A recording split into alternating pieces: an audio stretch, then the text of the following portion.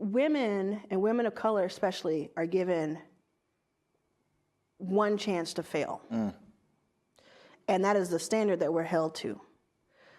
You failed. Your company didn't make it. That was your one chance. Because think about how much we have to do in order to get that company off the ground, to get any sort of funding, and I'm talking in broad strokes. I'm not talking every single person. Everybody has their story. But in general. And that's one thing that I want to help change as well. One day I will have a fund that is strictly, the goal of it will be for you to fail at your second company. That's the next iteration. But going back to this, with me, so I essentially have a company that I built from the ground up. I've been loud about it. I've been proud about it. I've said that I don't think I've made any claims that are just outlandish. All I've said is we being people of color, women, LGBT, we have not had the same access, resources, chances, opportunity, money, any of that. We should, and I want to do my part to help level the playing field. That's what my outlandish thing has been. So what that's turned into is, well, if this fund doesn't do well, if we don't do numbers, if we don't have these exits from our companies where people are selling their companies for a lot and we're returning a lot of money to our LPs, I will be considered a loudmouth failure. And that's cool. I mean, personally, I don't care if that happens, but I do have a lot of people that I want to represent well.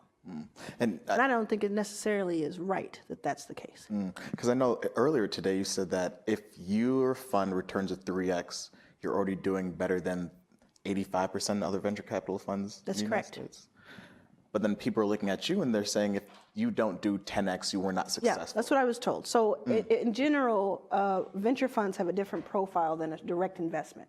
If you're an angel investor and you put $10,000 into a company that you see at Yale, and that company sells, you could probably get your money 10x, 3x, 20x, 100x.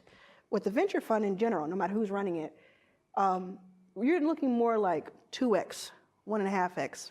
And so 3x, I mean, even these funds, like think about Andreessen Horowitz, you think about General Catalyst, these funds are like gigantic funds, and they're, I think, benchmark 6x'd.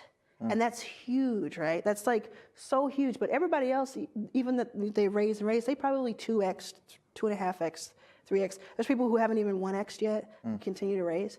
So think about that just in general to understand like, the foundation of that.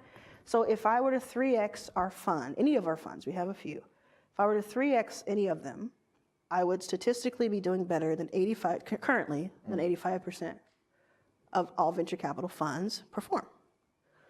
And I was told by someone that I need to 10x, that anything less than 10xing will be considered a failure.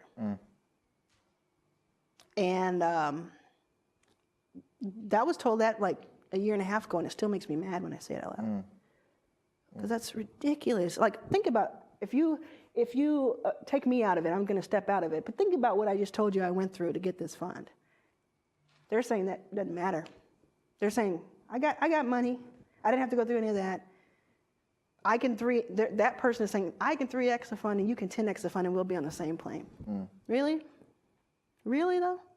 So that's how I relate to all of our founders who are being told that. They're walking in a room with traction based on raising $250K, $10,000 at a time rather than $2.5 million on the back of napkin. And they're still being told, you're not ready. You don't have the chops, you don't have the experience. Oh, really?